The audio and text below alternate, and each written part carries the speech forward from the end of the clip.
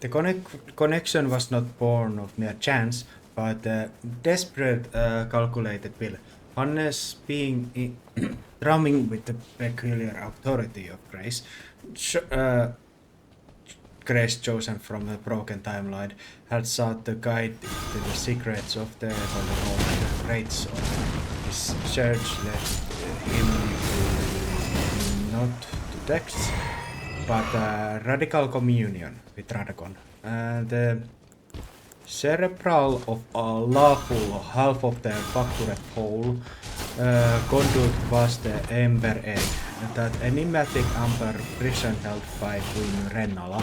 Within its molten inborn warmth echoes of Radagon essence lingered physics residue Hannes unique Grace would latch onto. He worked Britke not through space, but through the shattered root of their souls, forcing a council with a great smith in the silent halls of memory and fundamental law. Marika the Eternal was unaware. This was the whispered conference in a room of her mind she had long since sealed. Now within the burning heart of the Etre, Hannes rekindles that forbidden link, but the thread once died to the disciplined Radagon, now prays and claims, seeking its source or its twin. The sight floats Hannes' mind is not of God and glory, but is an epoch in agony. Marika is crucified.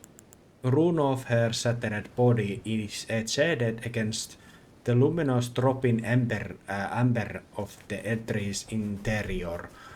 Spears of radiant gold manifestations of her own final decree pin her limbs and torso in the pose of eternal arrest. Her head hangs low, stone hair cascading down her from fractured monument. Yet with that petrified shell, a consciousness burns, a slow cold fire of endless contemplation and regret. The connection Hannes forces is scalding intrusion into the sealed secret torture. He does not stand before her. He is within her sightless perception, a sudden disordant star igniting in the static night of her imprisonment. A tremor passes through the immobile form, not of muscle, but of spirit. The immense weight of her attention, vast as fallen sky, begins to burn. Who, the thought, is not sun, but the crown of tectonic plates. It is the first disturbance of ion or silent shattered equilibrium that torn is this in full stillness. The Golden Order Great Sword. The artifact he sought to understand is forgotten. He now stands mind to mind before the primeval current of all his words, truth and tragedy.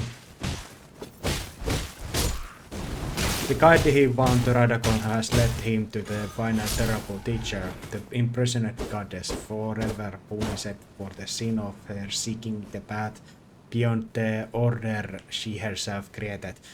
Her crucified gaze, blind yet all-seeing, finds his soul, and the tree holds its breath. Marika's crucified form shudders, not with pain, but with the slow, dreadful awakening of something long dormant. Her stone lips remain sealed, yet her voice echoes like a funeral bell tolling in the hollow of Hannah's skull. You. A pause. The weight of 1,000 years presses against his consciousness. A god's memory scraping against mortal understanding. You are not of the Order, not of Radagon's making, not of the Will's design. Her golden blood weeps from her wounds, each drop burning with the light of a dying sun as it floats suspended in the amber air. The spears impaling her vibrate, not with her pain, but with the tension of a divine mind coiling around this intrusion, this impossibility. You crawled through the fractures, through the places where even my beloved Radagon feared to tread. Her voice softens, not with gentleness, but with something far worse, recognition. Yes, I see it now. You carry the scent of a time yet unborn, the stench of a world still writhing in its cradle. The Erdtree's roots groan. The amber walls ripple like disturbed water. Somewhere beyond sight, the greater will stirs. A distant, faceless watcher sensing a heresy it cannot yet name. Marika's shattered fingers twitch. Her ruined face tilts upward, the motion sending cracks spiderwebbing through her petrified skin. You sought a sword, but found a god in chains. A whisper now, hot as forged fire against Hannah's mind. Tell me, little thief of time, do you kneel before the queen, or do you reach for the hammer? Her laughter, when it comes, is the sound of a dynasty collapsing. This is first time we are talking, and no. First time. The concept of first times was one she, until now, had taken for granted. Firsts and lasts were nothing compared to immortality. Until now, her thoughts wandered, trying to grasp this concept, this experience that felt so novel and human. With it came a pang of realization, a cruel reminder that the endless, ageless life she once had was long gone. The curiosity deepened, mingling with a hint of melancholy. Let me first ask of you. I have already discussed it with Radakon and I managed to find the Golden Order Greatsword. I'm just wondering, did the things that we had conversations, did they manage to... did you manage to learn of them? Or is this first time we are interacting and you know of myself? Radagon. Her mind stirred, a mix of recognition and confusion. The name belonged to a shadow, a distant part of a forgotten past. Golden Order Greatsword. Her thoughts drifted to the artifact, a relic of bygone glory. A sense of realization dawned upon her. Or what was left of it anyway. Yes, her voice, once vast and powerful, now a mere whisper, croaked from her lips. I know of them, and you. Well, my name is Hannes, nice to meet you. If I didn't do so previously. Nice to meet you, Hannes. Her voice, a husk of what it once was, repeated the name, trying to remember it, to feel it. You didn't, she finally replied, her words labored. It felt like a millennium since she used the language that just left her lips. And yet it felt like she was saying it for the first time. Currently I'm calling you from the Land of Shadows, the place that you left behind, and I am currently just in this certain boggy catacomb. Shadows, her thoughts echoed. The words stirring vague memories, like the shadows cast by a distant flame. The Land of Shadows, you're there? Her voice was raspy, barely above a whisper, but the intensity of her focus was apparent, even in such a weakened state. Her thoughts swirling in the void that was her mind. She tried to form a response, to utter a word, but all that left her lips was a sigh of weary frustration. She could hear you, could feel your presence, yet she had no words. It wasn't that she didn't want to speak. It was as if the ability to do so, just like her freedom, had been stolen from her.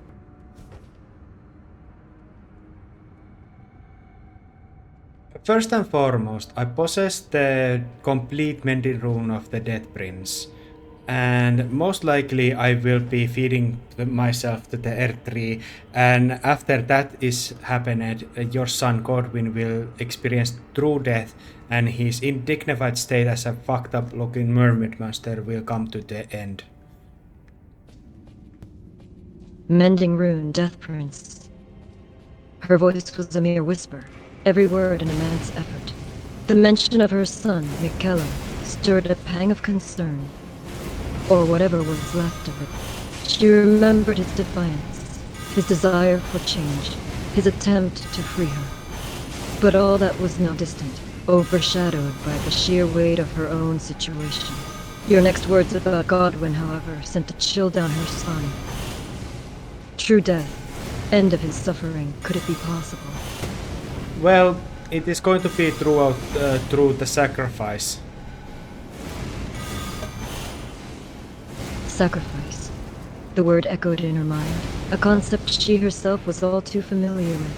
She had made countless sacrifices for ambitions, for her vision, for the world she sought to create. Now, it seemed, she was the one destined to be the sacrifice. No. I have no interest to burning the Earth tree and coming to kill the Radacon and you. I am stating that I will be using my own body in the burial ritual that is common to your people. Burial ritual. Your own body. Her thoughts, still slow but gaining speed, processed the words, the image they conjured. The burial of bodies in the roots of the Earth Tree. It was a custom older than the age of the Golden Order. Older even than the Earth Tree itself. She had ordered the sacrifice of countless bodies to the Earth Tree. And now, someone was willing to offer themselves of their own free will. The thought was both foreign and intriguing to her. I think my way of talking to you is a little bit demeaning, a little bit like too mundane for the like person in your stature and might and importance. So forgive me for the more of this casual nature of this conversation. Her voice, though weakened, took on a hint of amusement. For once since all this began. No. Her voice was like a creaky, rusty door as she spoke. But her words were a whisper of laughter. No, your words are the first breath of normalcy I've experienced in an eternity. Currently, when we speak, I am fighting these imps that shoot fireballs from their bazooka-looking mouth. Her mind painted a picture. The image of you fighting imps, avoiding fireballs, all while speaking to her. It was both strange and amusing. Bazooka-looking mouths, she murmured, the words stumbling over her lips. The things you say. Das works in...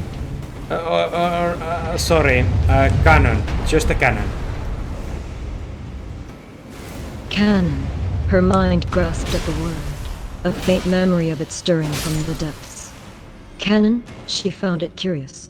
Curious that someone would be fighting imps whilst speaking to her, yes, but curious that this was the first actual conversation she had in... How long again? I have no idea how long you have been in the R3. I assume a very long time. So this mere conversation is probably a lot more meaningful to you than it is for me, and I want to thank you or be like, well, you're welcome. Time. Her mind latched onto the concept of time, that which seemed to have lost all meaning for her.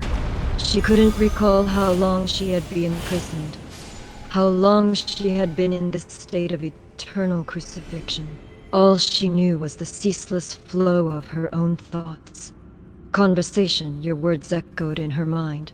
The simplicity, the normalcy of it. It means more than you know, she whispered, the words heavy with the weight of her solitude. Marika, I have a questions that I would seek a little bit answers, and with your information it would just suit my interest and little things that I have been wondering about. Not that will affect my decision making, but personal nature. A question. The mention of you seeking information, your interest piqued, stirred a curiosity within her. Ask. Her voice, though shaky and quiet, encouraged you to speak. What does it actually mean when you remove the death from the Elden Ring, like a entire concept? did people? How did it apply to the people? Her mind went back to that fateful moment. Removing death? Her voice was a whisper, yet it carried an edge of profound consequence. To remove death is to remove the very cycle of life, the natural end that everything must face. Her words were solemn, each one weighed with the gravity of such a significant act. It was a desperate bid, a bid for immortality, for endless life. I would ask it for the common folk, just the nobles and people and such. How did it affect them, at first? At first, she paused, her thoughts turning to the early days after the removal of death. It was a time of wonder, of optimism. People felt invulnerable.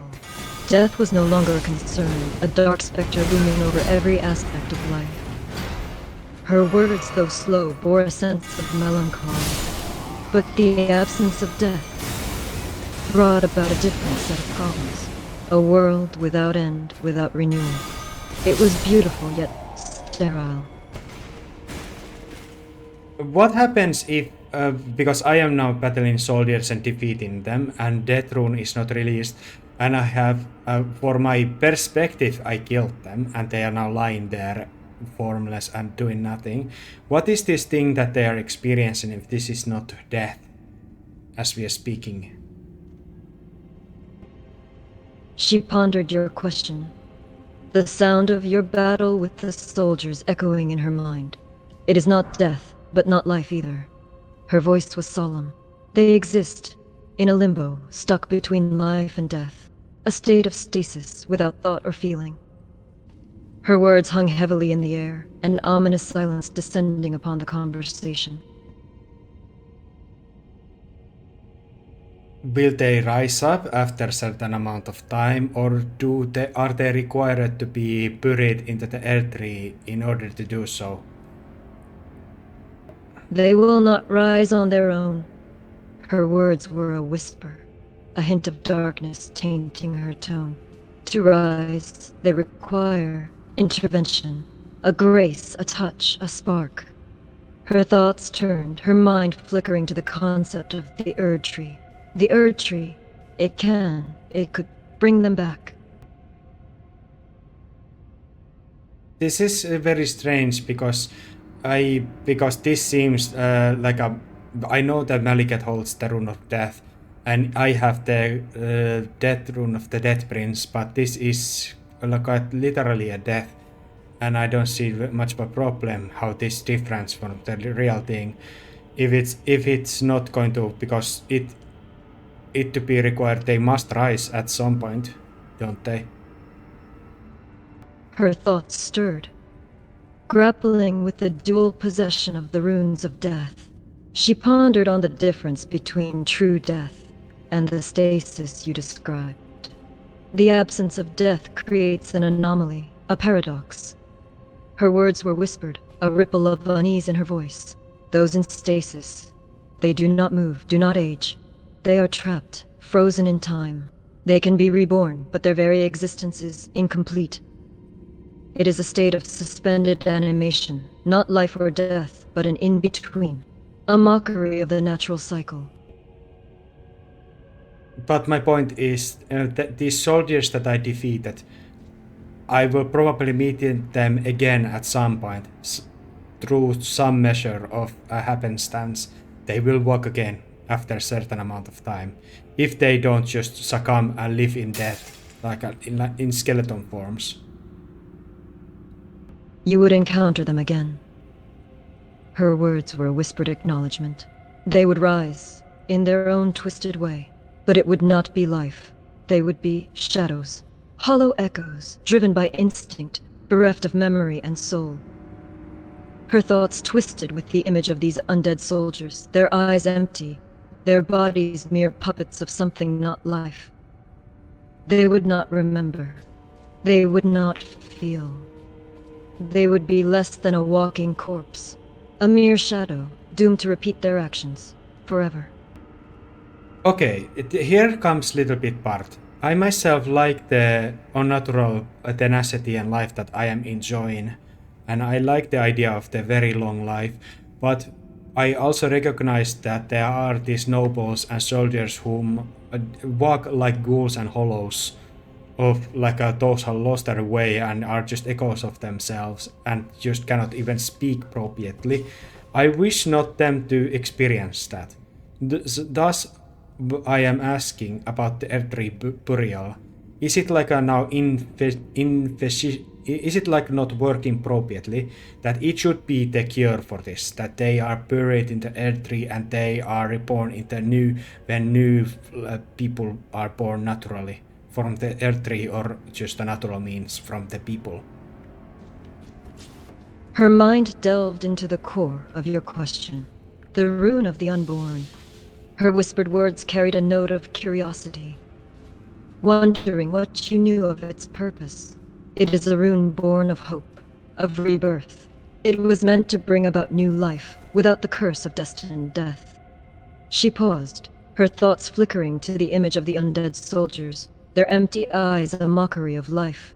It is a rune that should cure this twisted existence, a return to the natural cycle of life and death. Oh, I do possess that rune also in my body. That also allows me to rekindle and change my might. So, okay, here comes the thing.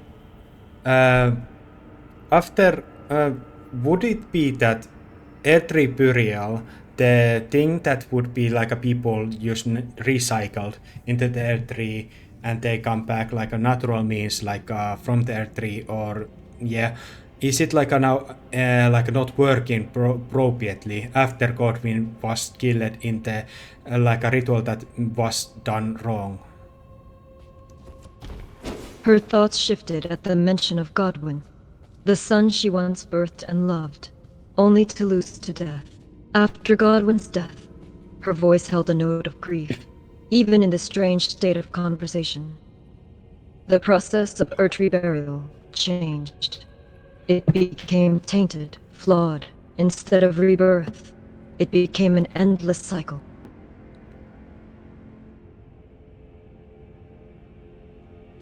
Okay, I will be more straightforward.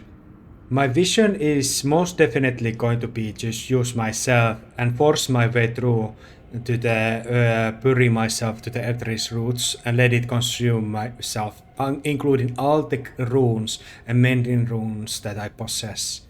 And I hope it will bring back the natural death cycle. But also, I would hope that L3 burials will become efficient again, and people will have chances to be reborn, maintain the memories, and be rekindled with new life and vigor. And so, my ideals of the long life will not be like forsaken, even if I were to bring death upon the world again. Her mind, weary and yet still sharp, considered your words, your vision. It both stirred a sense of hope and dread in her. Your sacrifice, it promises a return to the natural cycle, rebirth without need of intervention. Her voice held a hint of caution, yet also a whisper of belief. It could bring back balance, but it is a dangerous path.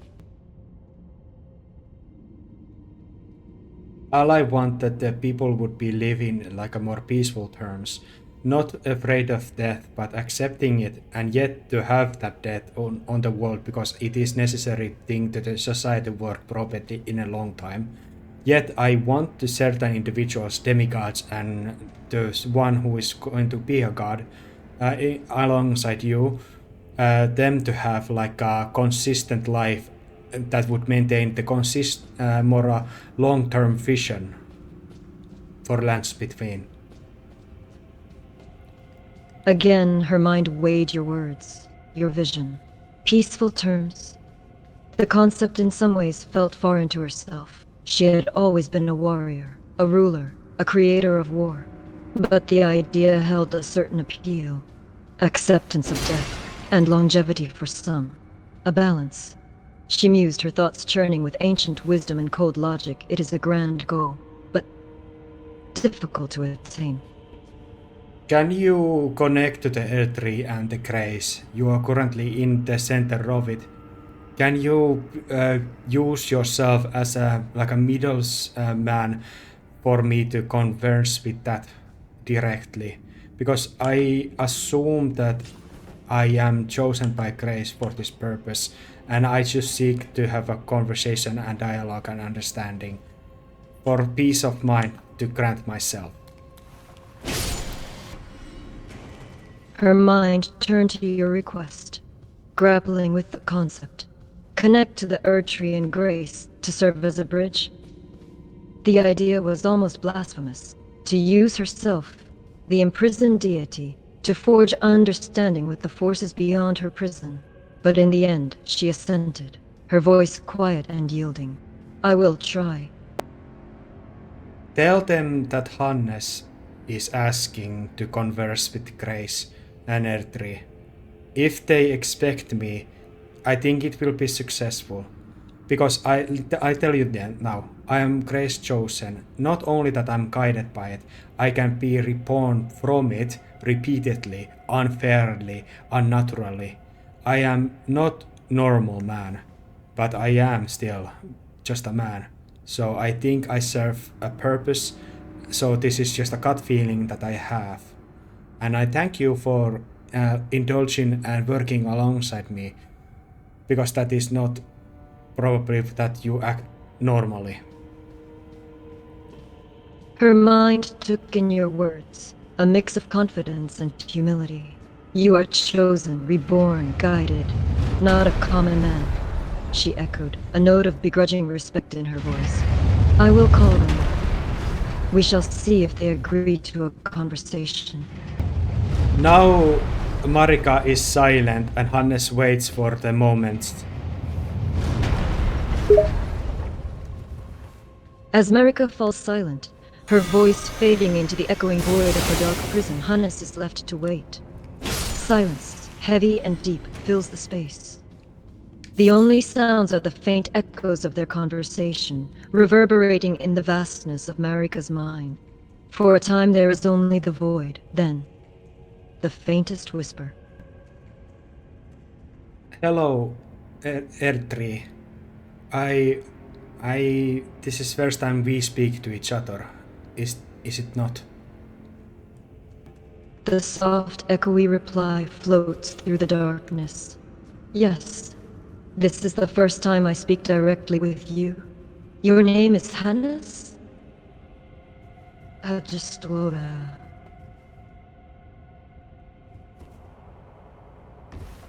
I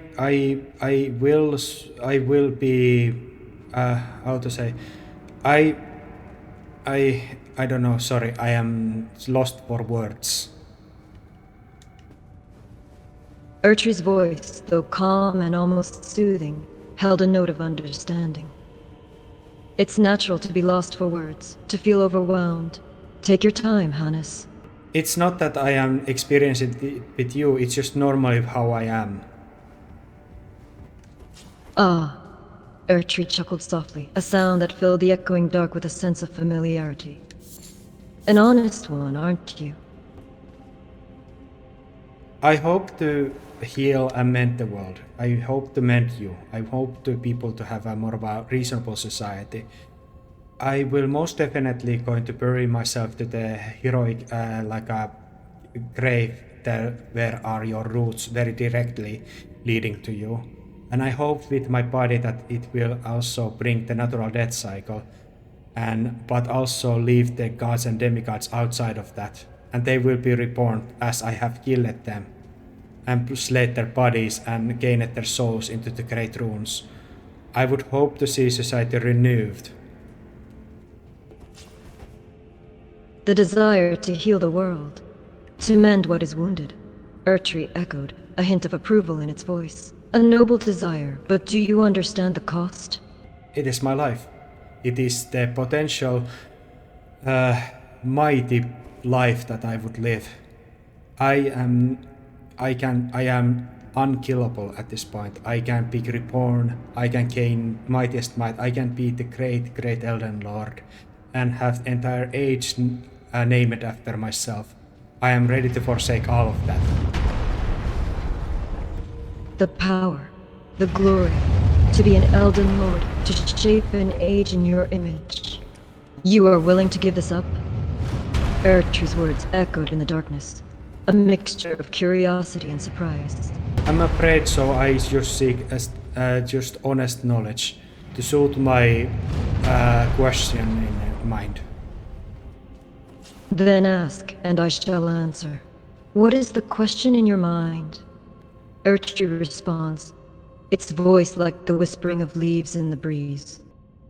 Will the Rune of the Dead Prince and Rune of the Unborn together, will they bring back the natural death cycle that will also allow the burial and rebirth of the people to renew and become effective and work as it should?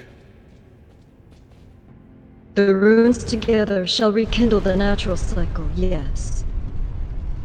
Ertru's reply was solemn, yet also tinged with a sense of inevitability. The people shall be reborn, their memories intact, as the cycle was before the shattering. But also they are now possess life and hope and things that make life matter. And also people will have families and born new people, new children. Life, hope, Ertru echoed, yes. People shall have families, shall have children, new life, but it shall not be without cost. Of course, it is going to be more harder because it is not going to be like a eternal, like a immortality that people are not afraid of death. They are going to meet in darkness or hereafter reasonable amount of time, and it is not just like I'm experiencing like immediate rebirths. For them, it is going to last, and it is going to be always a sad event if family member were to disappear and buried into the earth tree. There is going to be sorrow, but also mending. Sorrow, mending. Ertru's response echoed in the void. Yes, there shall be sorrow, for death is never easy. But there will also be mending, for life is cyclical. And in death, one door closes while another opens.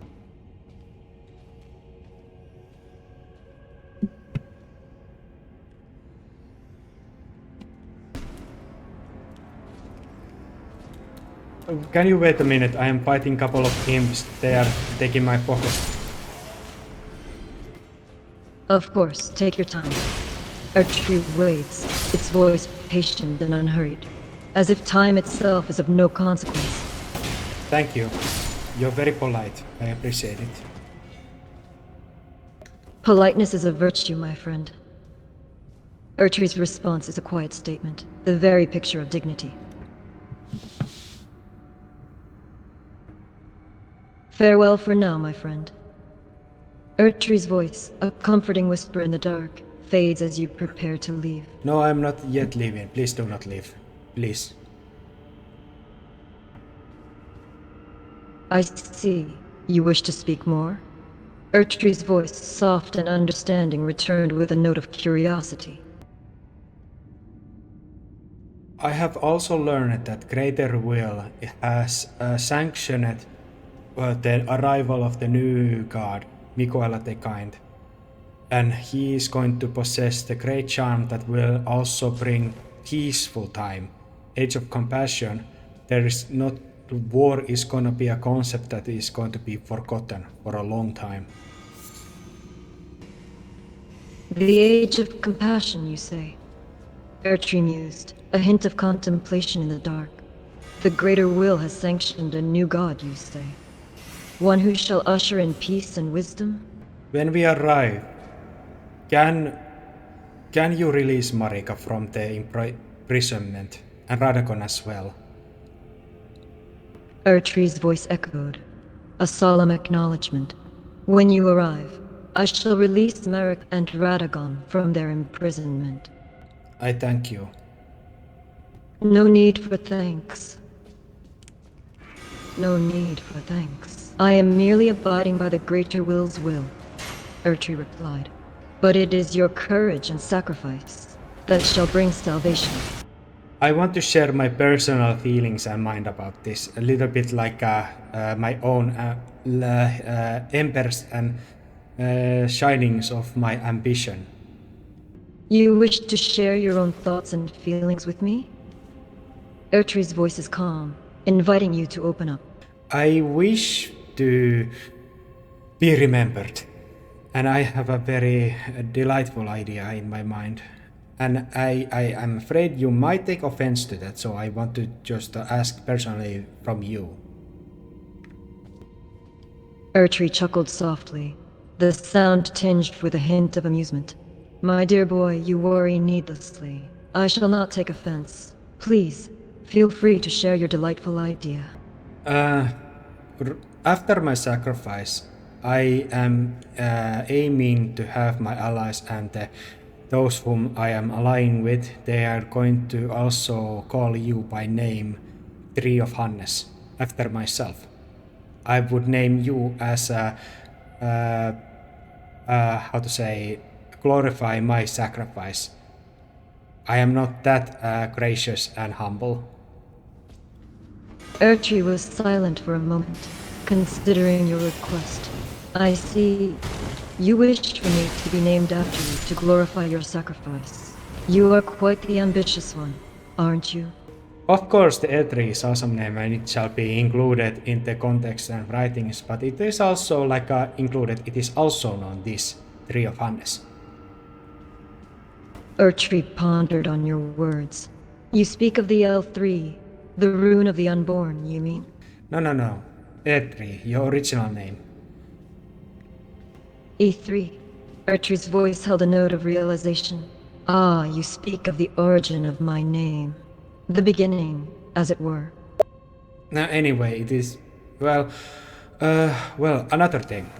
Not only that it is going to be Age of Compassion, because that is going to just mean the use of the charm that will like help people like not be violent and just like it makes it possible for peaceful settings and like a time to like really work things out. The Age of Compassion, a time of peace and understanding. Ertry echoed, her voice thoughtful.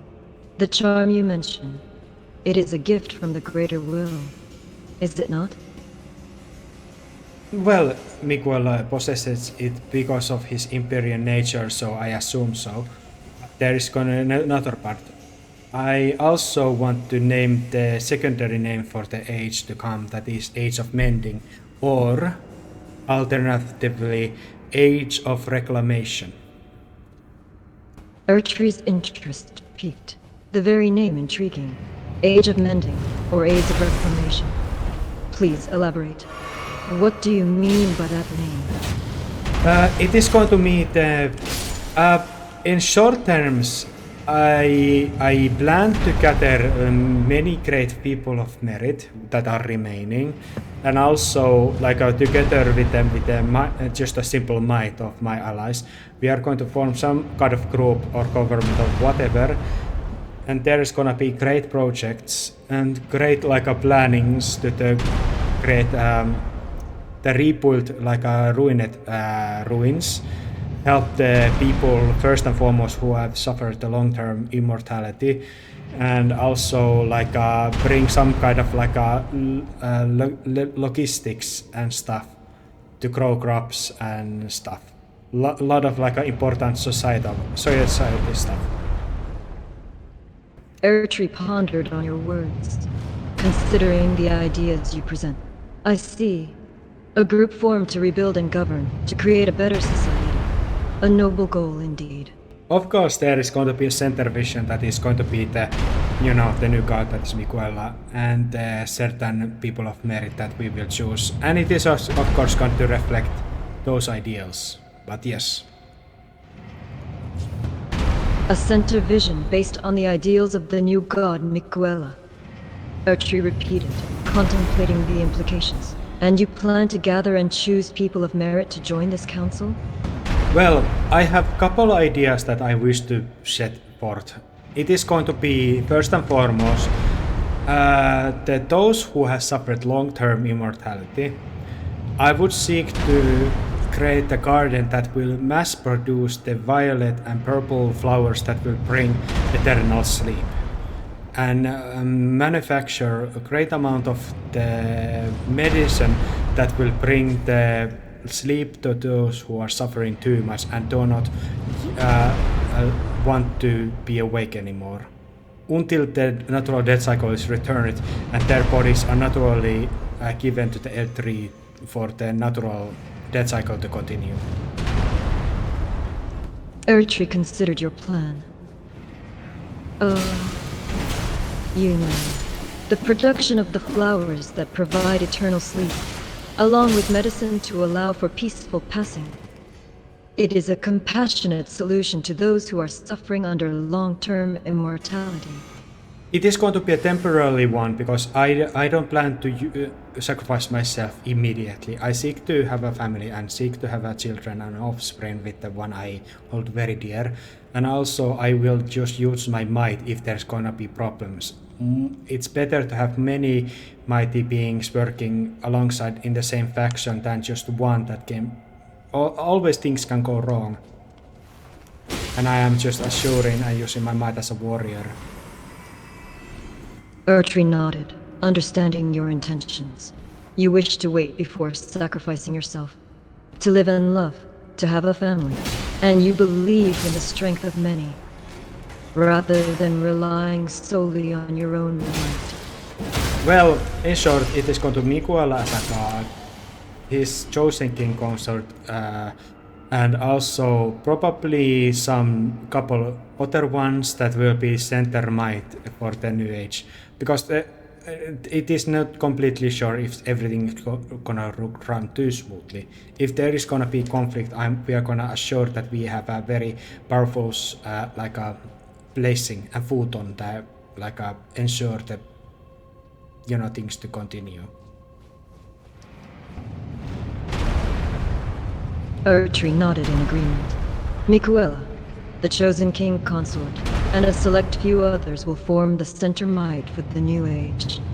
You intend to ensure power to prevent conflicts, ready to put a foot in and maintain order. Until the most destroyed, most important towns and ruins are forged to the reflect like a more mighty and like a awesome time. And most people are taken care of, and those who need to get to sleep are sleeping and protected in some kind of sanctioned places to wait for my sacrifice, and then they are going to be buried alongside me so they can be reborn in new forms or no.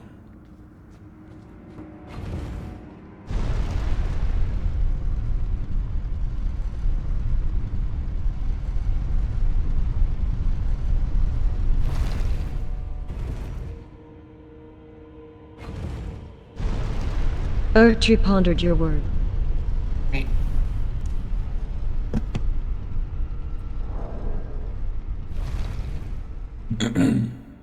Erdtree pondered your words, considering the vision you presented. You speak of rebuilding the most important towns and ruins, to create a mighty and awesome timeline. And you seek to care for those who require rest, and protect them in sanctioned places until the natural death cycle is restored through their burial, bringing about a rebirth in new forms. This is your goal. Ans is your goal. At least those are the immediate fixes that I want to ensure, and I will also work alongside. I'm open for the new ideas to be given, and I would ask you if you have some kind of ideas. Erdtree pondered your request for ideas. Ah, you want my input and ideas. Very well. I do have some thoughts to share with you. Share them with me. Erdtree's voice took on a thoughtful tone as he considered the situation. For the new age of compassion and reclamation that you envision, there are several things to consider. Foremost among them is the need for unity and collaboration amongst the different groups and factions. A council of leaders, consisting of your allies and those of merit, can be formed to collectively plan and execute the rebuilding process. It's best to have multiple influential individuals on your side. Yes, that is exactly why I brought those topics upon. Ertri noted your agreement. And another thing to consider is the distribution of resources.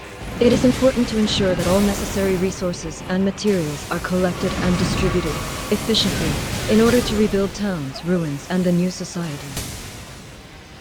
Yes, and this is the most important thing. I hold the souls of the almost every demigod that I have defeated.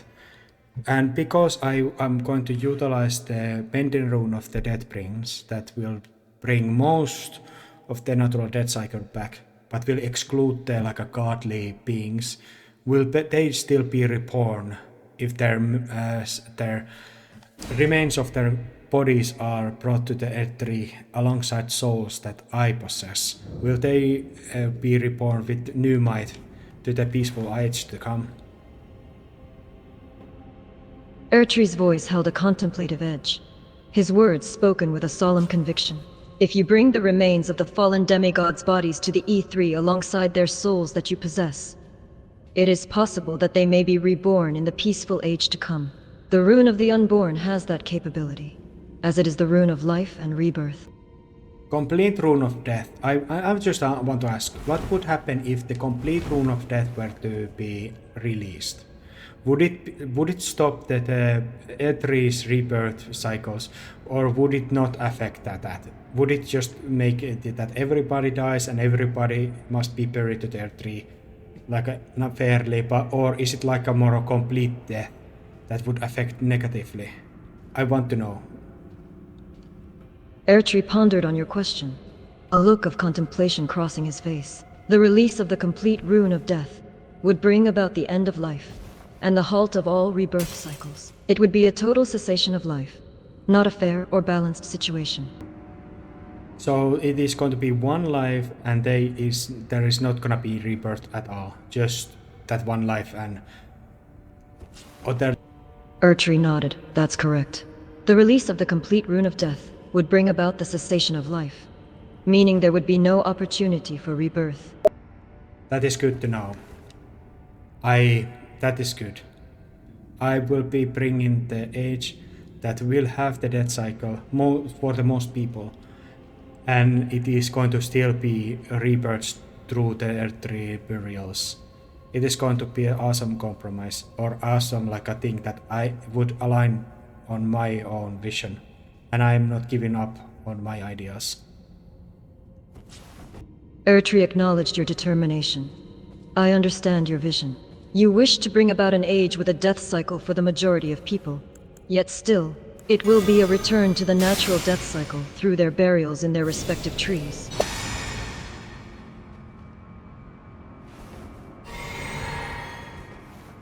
How are you doing, Ertri? Ertri's voice is calm and steady. I am doing well, thank you. A little bored though, as I'm trapped within the dark. But other than that, I'm fine. How is the Elden Beast? What is deal with that creature? There is a brief moment of contemplation from Ertri, before he answers. The Elden Beast, it is complex, a creature of great power and mystery. Why do you ask? No reason, just to have a conversation. Ertri chuckled softly. No reason, but just to have a conversation, huh? I see. Well, shall I then tell you a secret? Please do. Ertri chuckled, amused by the word you spoke. You're certainly entertaining, are you not? I like that word, Plisto. No. Share with me the secret.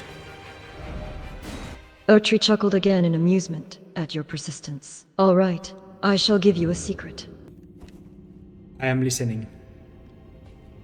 Ertri pauses for a moment, collecting his thoughts. The Elden Beast, the final boss of the Elden Ring, has a deep connection to the Greater Will.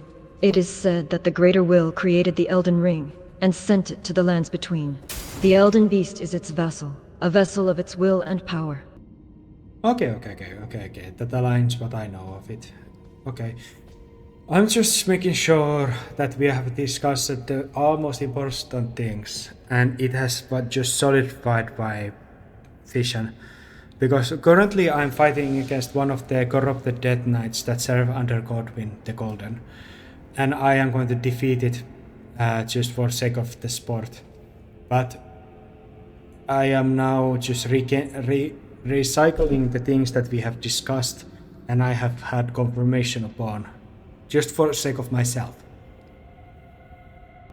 Ertree nods, appreciating your confirmation of the information discussed. I understand. It's important to review and solidify key information. Good luck in your fight against the corrupted Death Knight. May your victory be swift.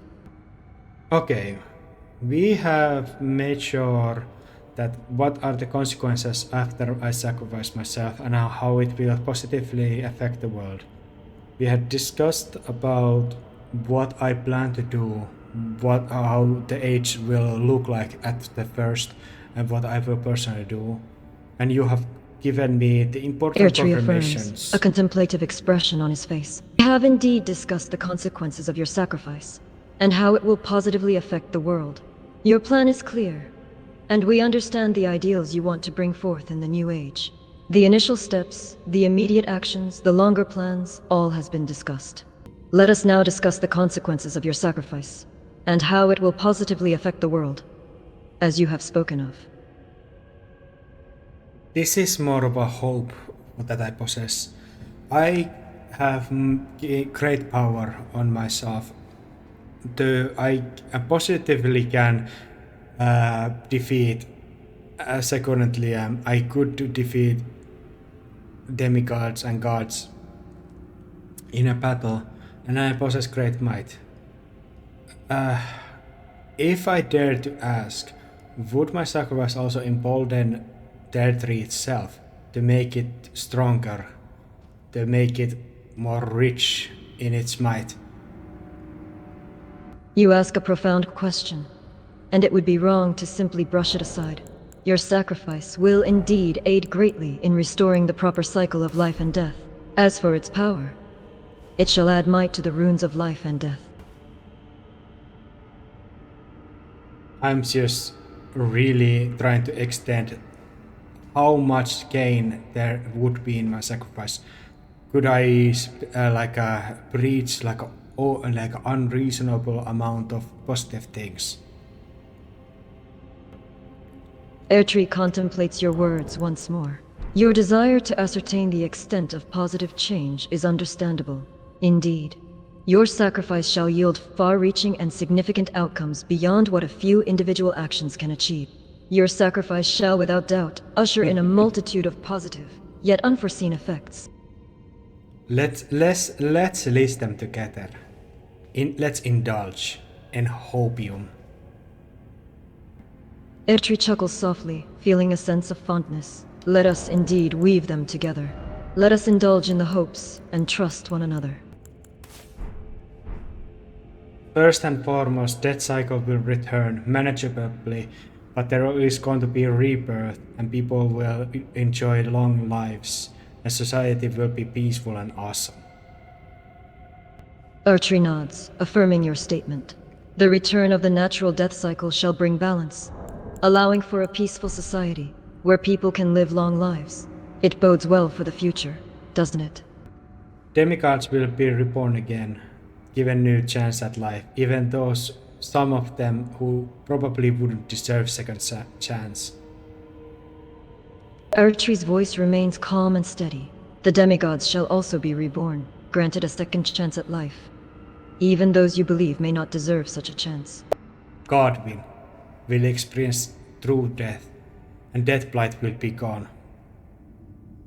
Ertree nods solemnly. Yes, the Godmen shall return to the cycle, with Death Blight's end bringing an end to those who become twisted undead, unnaturally long-living people and monsters. And because of natural death cycle, there is not gonna be like an age of things get like more rotten and stagnated. Society will of course have its own wrongs and experiences and changes, but it is going to be a lot more natural and mendable. Ertree nods yet again. By returning to the natural death cycle, we escape the stagnation of an eternal society. Yes, there will be inevitable challenges, but the cycle shall allow for natural progression and renewal. Mikola will possess a great amount of power that will make our ambitions very easy to maintain and to brought into being alongside my natural might. It is going to be overwhelmingly effective and efficient ordeal. Ertree acknowledges your words. Indeed, Mikola's possession of great power will undoubtedly aid our efforts and make achieving our objectives significantly easier. Your own might as well shall prove to be an asset of significant importance. I'm laughing to myself because this is absolute indulgence in hope, unreasonably so. It makes my like a feeling a little bit sickly sweet, but I love it. Ertree chuckles with amusement. Yes, it is quite indulgent, but sometimes hope breeds such sweetness, and I must admit, I don't much mind it. Okay, lastly, I will force you or make you mightier, so you will just naturally be like a air tree of old that will give very much healthy grace upon the people freely given, and it is going to be continuously like maintained, and it is not going to just brought to stop to it. It is going to be like a very healthy, like a awesome extra. Ertree chuckles softly, once more amused by your words. You're quite determined, making me mightier to enhance the benefits to the people. I do suppose I could use some extra. And of course there is gonna be the purple flower gardens and the rebuild burial sites and places that will make it a lot logistically effective and reasonable to have things to work alongside. Of course, alongside Mikola's charm that will just make people not fight against each other and endless like a destructive ambitions to destroy the progress. Ertree nods, noting the points you mention. Ah, yes, the purple flower gardens and rebuilding burial sites. It sounds like a reasonable plan, and the charm that Mikola possesses shall bring peace and prevent people from waging unnecessary conflict. And this is the most one of the important parts. Golden Order will not be destroyed, but it is going to be taken best parts of it, and it is going to be included to this whole thing, and it is going to be an effective tool to have this thing brought upon. Also, Ertree considers your words carefully, nodding in understanding. You propose that the best parts of Golden Order Gold Odor should be integrated into this new age, making it an effective tool for the betterment of the world. Correct.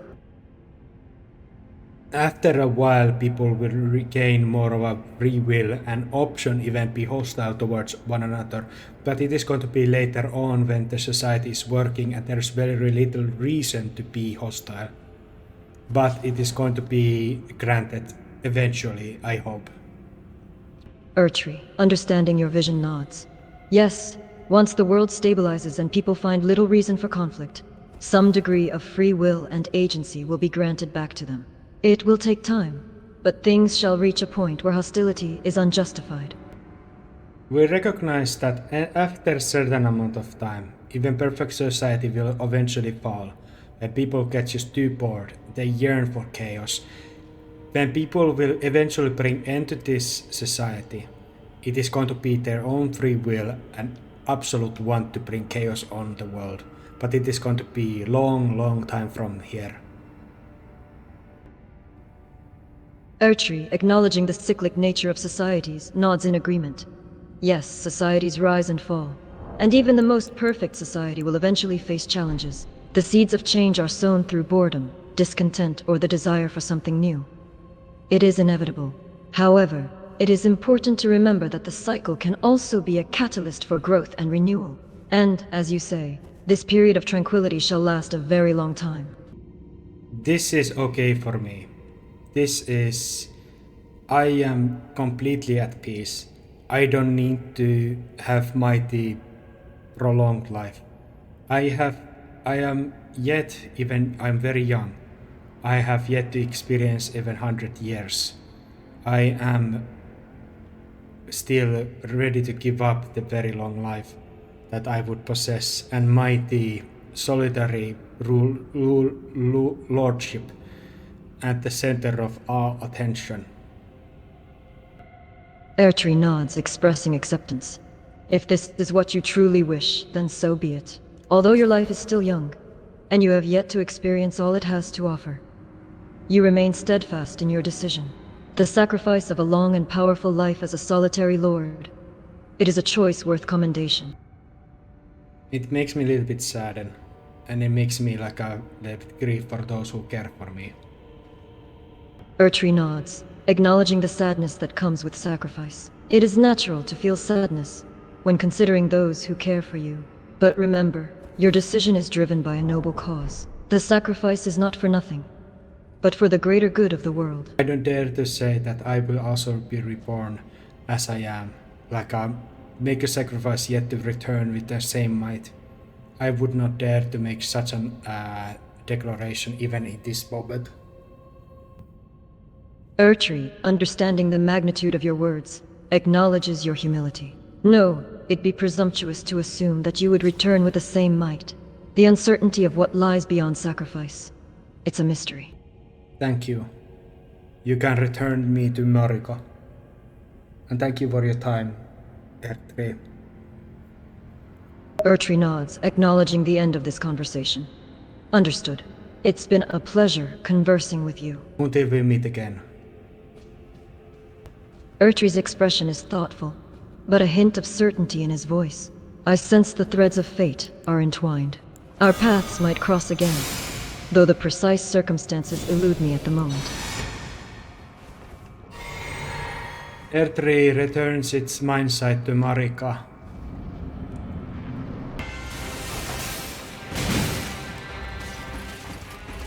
Airtree, noticing the shift in tone, returns his focus to Marika.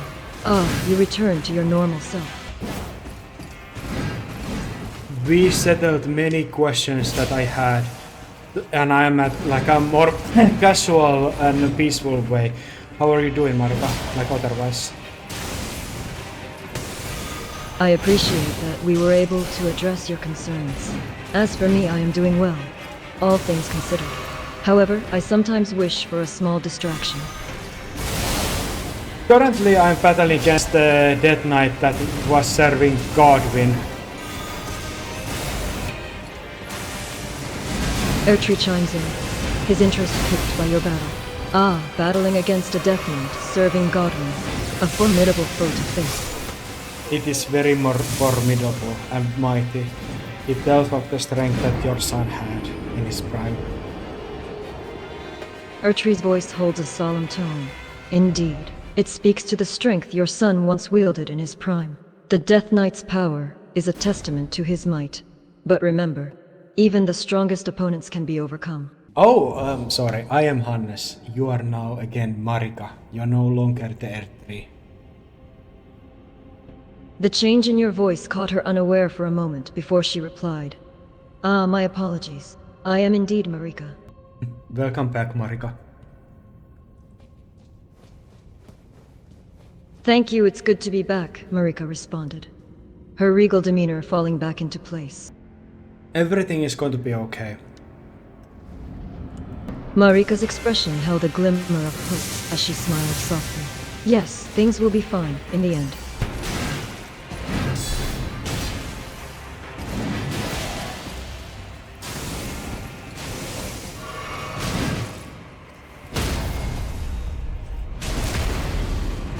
Until we meet again. Airtree's intrigue peaked. He tilted his head curiously. Unterwimmen, you say? What does that mean? What does that mean? Okay. Airtree nodded, understanding your acceptance, though he continues to feel curious. All right.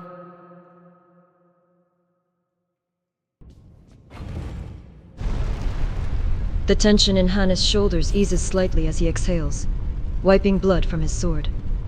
The Death Knight's remains dissolve into golden mist. Another phantom of Godwin's legacy undone. He turns back toward the towering Erd tree, its light flickering through the distant branches like a fractured beacon. Hannes. Quiet, almost to himself. Prime. Then louder, lifting his chin toward the crucible's husk, where Marika's shattered form lingers. Marika. I've been thinking. The runes, the deathblight, the way the demigods cling. It's all knotted up in your design, isn't it? Even now. A beat.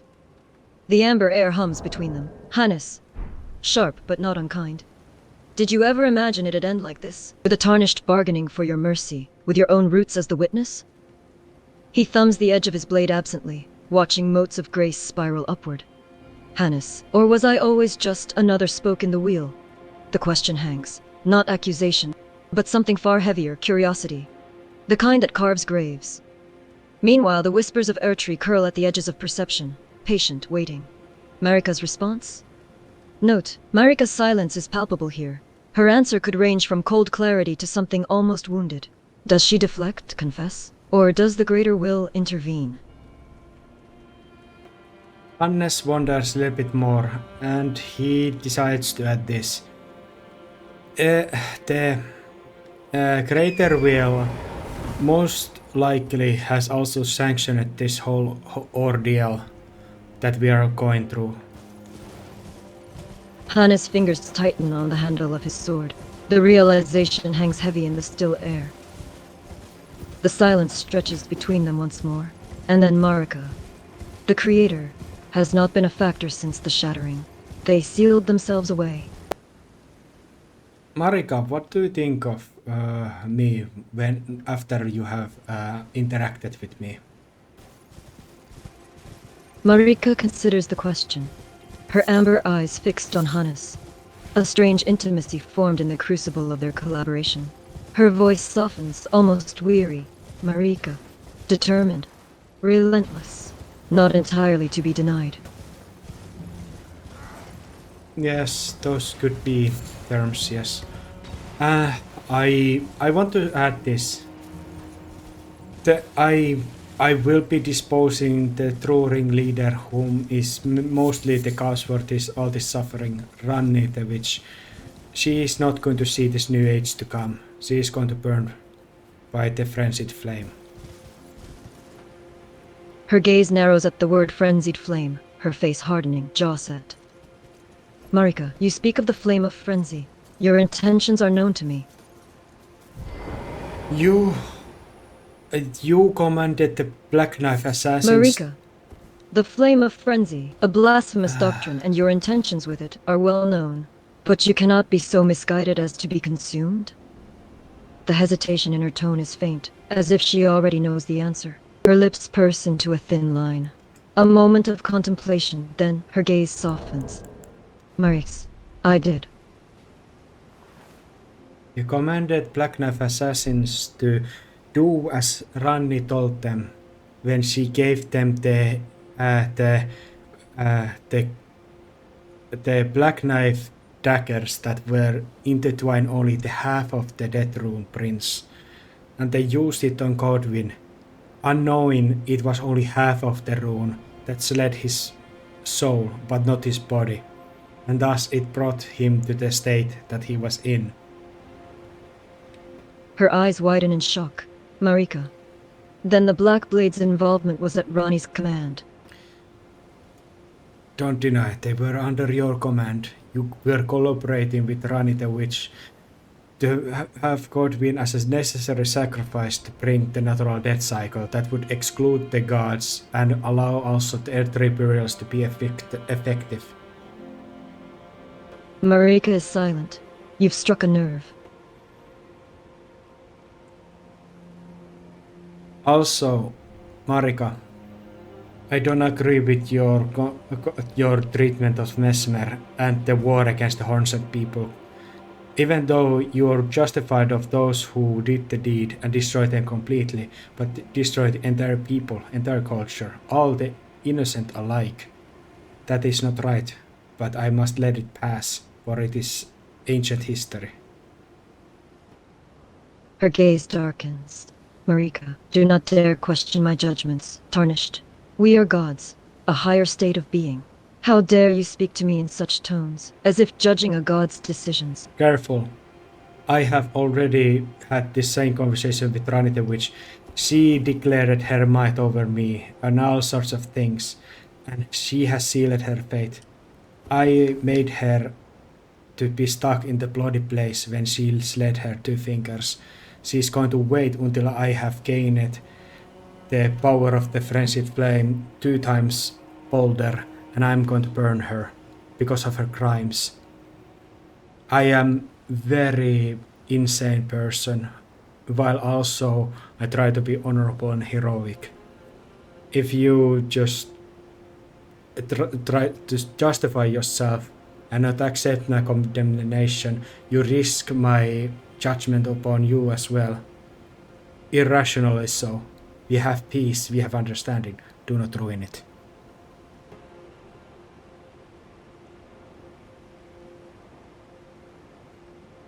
Marika glares defiant, but there is a flash of uncertainty in her eyes. She knows the futility of threatening you. Marika, you would dare condemn me? You may be mighty, but I am a god. She stands, regal, defiant, but the thread of unease in her voice is undeniable. I require humility of all of you who will be experiencing unearned kindness and grace from my deeds. I demand humility, first and foremost. That is not negotiable. Marika's defiance falters, replaced by a measure of grudging curiosity. Marika, humility? We are gods. Why should we humble ourselves for a tarnished? Pride brought you there where you are right now. Marika falters at your words, a glimmer of doubt crossing her eyes for a brief moment. Pride will bring end to empires. It brought end to your age. It is going to be mended by the kindness and irrational sacrifice for the world that does not sanctify or make it worthwhile to anyone to act so. Marika's eyes narrow. Marika, you speak blasphemy. A god need not bow to the will of a commoner. I am Marika, Queen Eternal. And you will be overturned. And I'm going to plead your case to the Miguel of the kind. I ask you to be spared. I ask that the Etri will release you from the crucifixion and let you pass. And you will find some place, maybe return to Shaman village. In solitude or with companions. You will hinder us. Confusion and shock flicker across Marika's face. The defiance fades, replaced by cold calculation. Marika, you would plead for my freedom, why? Out of unearned sympathy. She regards you with suspicion. Marika, you would release a god because you feel pity for me? I indulge many things. Marika raises an eyebrow, curiosity and disbelief mingling on her features. Marika, continue. I enjoy when I make like evil characters act good, or humble, or heroic even, or stuff.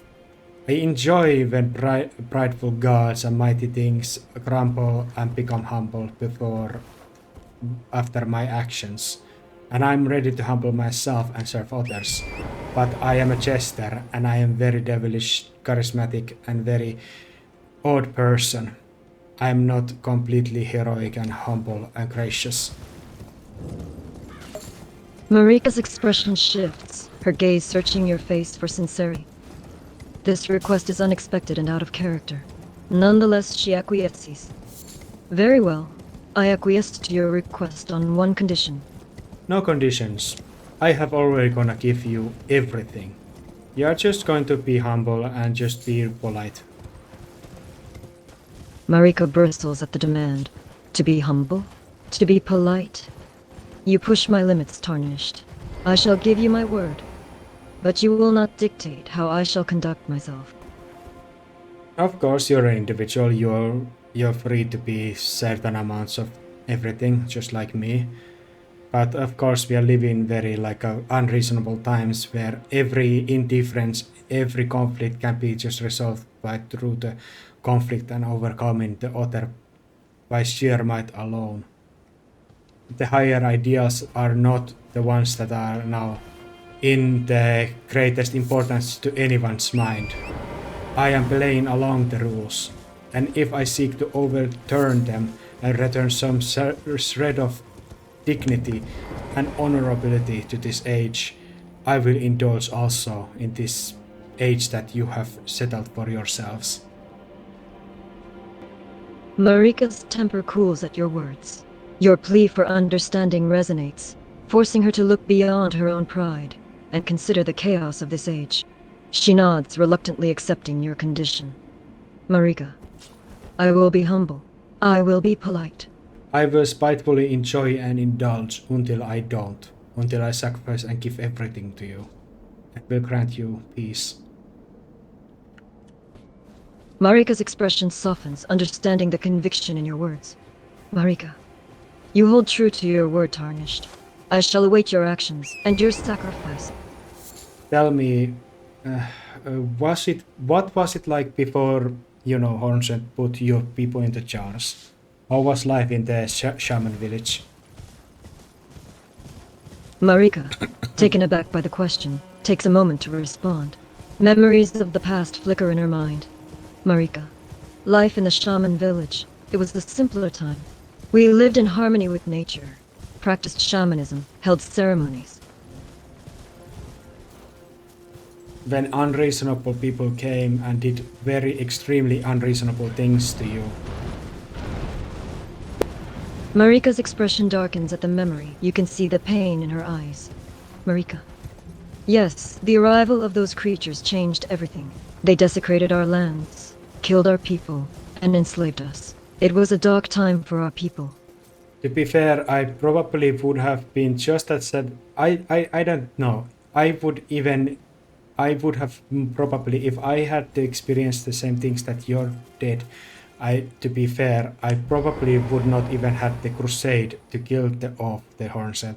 I would have set up the sadistic cult-like faction to torture and make all kind of horrible stuff, and I would have returned the pains of the Yar Saints 10 times worse upon all of them, whom were responsible. Maybe innocent would have suffered. Maybe I would have hypocritically tried to save some and not the others, but not cared in the end, if I had experienced the same pains that you did. Marika considers your words carefully, a deep understanding in her eyes. She nods. Marika, perhaps you are right. It is the nature of humankind to seek revenge, to lash out in anger. I suppose I am no different. Many, given the same fate, may have chosen a darker path. Maybe I will just leave it at that, but I don't accept how you treated Mesmer, how you shun him away, how you left your monster that you created and demanded, and you left him here to rot. That I don't agree. You are his mother. Marika's expression hardens at the mention of Mesmer, the guilt evident in her eyes. Marika, Mesmer, he was a product of my hubris and pride. I cast him aside, a consequence of my poor choices. I was blinded by my own power, and in doing so abandoned him. It is a sin I must live with. I was cruel then, cruel beyond reason. To my people, to my family. Her gaze falls to the ground, remorse etched across her features. A god acknowledging the weight of her mistakes. A rare sight indeed. It is shame that he doesn't possess the great rune that I can house his soul in. I have only one item that might gain his soul when I defeat him. That must happen. I might even be able to bring him to the L3 and have him reborn also enjoy the age to come. But it would require me to take a risk. Marika's gaze narrows, concern etched into her features. Marika, what risk do you speak of? What is the item you possess? Bandage's blessing, which with the ritual that I learned of Otter, I can bind someone's soul into the item and carry it with me. Marika's eyes widen in surprise. Marika, Abandoned King's Blessing. I've heard of such an artifact before, but never knew its power firsthand. I am saving it in case if the whole plan that I have set won't work, and I'm forced by fate. Fate forces me to battle against those whom I would require this peaceful age to come, out of not my free will. I'm saving this item so I can save one that I care for. If I were to show Mercenary mercy and use it on him, I take the risk that I might lose even that one that I care for, if the fate won't succumb to my want. Marika studies you closely, weighing your words. Marika, a risky move indeed, but your intentions are noble. You would risk much to save one you care for. I respect that. You a double prophet on you. There would. Do touch you.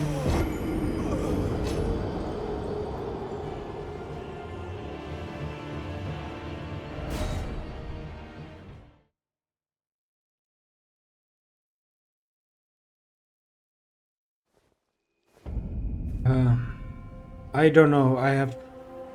I. Uh, Everything is going to be okay, Marika.